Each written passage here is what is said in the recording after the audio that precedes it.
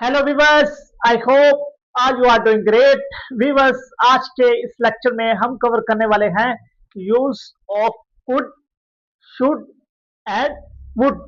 Viewers, ये तीनों ही students को काफी ज्यादा कंफ्यूजिंग लगते हैं, लेकिन ये उतने ही आसान है। आज हम इन्हें समझते हैं तो ये कंफ्यूजन दूर हो जाएगी। सबसे पहले हमारे पास आ जाता है कुड, कि कुड को कहाँ यूज किया जाता है।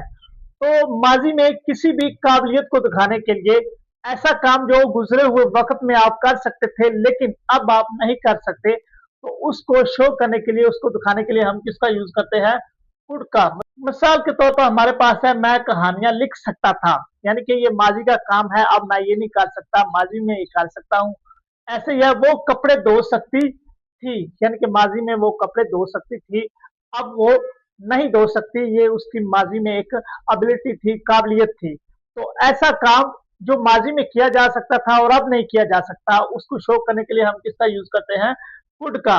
अब व्यूअर्स आ जाते हैं कि कुड को यूज करते हुए हम सेंटेंस को, फिक्रों को किस तरीके से बनाते हैं। मिसाल के तौर पर हमारे पास यह पहला था, मैं कहानियां लिख सकता था। तो हम इस तरह के जुमले को बनाने के लिए क्या करते हैं? सबसे पहले सब्जेक्ट, उसके बाद कुड, इसका यूज करते हैं प्लस वर्ब के फर्स्ट फॉर्म, और एट द एंड हम ऑब्जेक्ट को यूज कर देते हैं। तो व्यूअर्स, सबसे पहले हमारे पास सब्जेक्ट इस सेंटेंस में कौन है? मैं। और मैं की इंग्लिश हमारे पास क्या है? आई। तो सबसे पहले हमारे पास सब्जेक्ट आ गया, उसके बाद हमारे पास वही कुड वैसे का वैसे आ गया। आगे मैं क्या कर सकता था? लिखना। तो लिखना की इंग्लिश हमारे पास क्या है? राइट। I could write. और मैं क्या लिख सकता था? कहानियां। ये मेरा क्या हो गया? Object. I could write the stories, के मैं कहानियां लिख सकता था। नंबर सेकंड पर है, वो कपड़े धो सकती थी। इस सेंटेंस में हमारे पास सब्जेक्ट क्या है? वो, यानी कि शी। सबसे पहले हमारे पास शी आ गई, उसके बाद हमारे पास क्या आ गया? कुड, फार्मूले वाला। आगे धोना की इंग्लिश हमारे पास वॉश। आगे क्या वो धो सकती थी? कपड़े, तो उसकी इंग्लिश है क्लोथ्स। तो वो हमारे पास क्या हो गया? ऑब्जेक्ट। तो व्यूअर्स, ये था हमारे पास कुड। आगे नंबर सेकंड पर है शुड। शुड को किसके लिए यूज किया जाता है? नसीहत करने के लिए, किसी भी काम के मुतल्लिक एडवाइस देने के लिए, नसीहत के लिए हम किसको यूज करते हैं? शुड को। मिसाल के तौर पर, तुम्हें क्लास में अव्वल आना चाहिए, कि ये एक नसीहत है कि तुम्हें क्लास में अव्वल आना चाहिए। ऐसे नंबर सेकंड पे है, आसमा को हमारा ख्याल रखना चाहिए। ये भी नसीहत है आसमा के लिए, उससे हमें हमारा ख्याल रखना चाहिए। अब इसको बनाने का क्या तरीका है? सब्जेक्ट वैसे का वैसे, उसके बाद कुड की जगह यहाँ शुड आ जाएगा, वर्ब की फर्स्ट फॉर्म, और ऑब्जेक्ट वैसे का वैसे, यानी कि कुड की जगह ऐसे सेंटेंस में हम क्या यूज करते हैं? शुड। मिसाल के तौर पर हमारे पास पहला जुमला है, तुम्हें क्लास में अव्वल आना चाहिए। तो यहाँ हम सब्जेक्ट यू, फिर हमने फार्मूले वाला शुड, स्टैंड फर्स्ट। अव्वल आने की इंग्लिश हमारे पास क्या होती है? Stand first. और ये वर्ब की फर्स्ट फॉर्म है, you should stand first in the class. कहा अव्वल आना चाहिए? क्लास में। तो ये क्लास हमारे पास क्या होगी?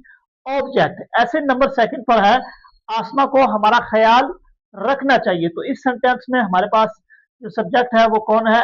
आसमा। तो सबसे पहले हमारे पास फार्मूले वाला आसमा वही आ गया, फिर शुड आ गया, फिर ख्याल करना की इंग्लिश क्या होता है? ख्याल रखना, उसकी इंग्लिश होती है टेक केयर। ख्याल करना, टेक केयर किसकी? Of us. ऑफ अस, यहाँ अस हमारे पास क्या है?